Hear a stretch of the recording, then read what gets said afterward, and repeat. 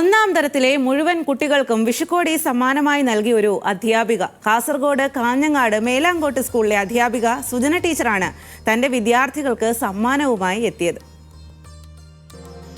അധ്യയന വർഷം കഴിഞ്ഞപ്പോൾ വേർപിരിയാനാകാതെ പരസ്പരം കെട്ടിപ്പിടിച്ച് കരയുകയും സ്നേഹം പങ്കുവയ്ക്കുകയും ചെയ്ത തന്റെ കുട്ടികൾക്കാണ് വിഷുക്കോടിയുമായി അധ്യാപിക വീടുകളിലെത്തിയത്.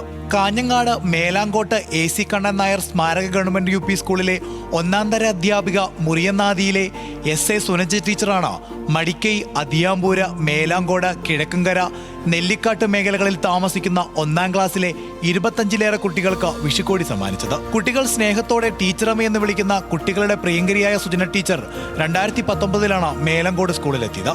പിന്നീട് എല്ലാ വർഷം എത്തിയ വിദ്യാർത്ഥികളുമായും അടുത്ത ബന്ധം സൂക്ഷിക്കാൻ സുജന ടീച്ചർക്കായി.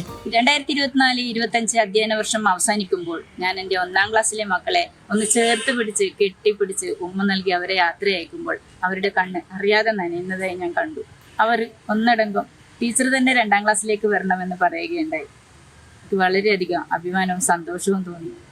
ആ മക്കളെ സ്കൂൾ അടച്ചപ്പോൾ ഒന്ന് കാണണമെന്ന് തോന്നി. അധ്യയന വർഷം അവസാനിച്ചെങ്കിലും വേർപിരിയാനാകാത്ത കുട്ടികൾ ഫോൺ വിളികളിലൂടെയും വീഡിയോ കോൾ വഴിയും ടീച്ചറുമായുള്ള ബന്ധം തുടർന്നു. എല്ലാവരെയും ഒന്നും കൂടി കാണണമെന്ന തോന്നലിന്റെ ഭാഗമായാണ് വിഷുക്കോടിയുമായി ടീച്ചർ വീടുകളിലെത്തിയത്. ന്യൂസ് മലയാളം, കാസർഗോഡ്.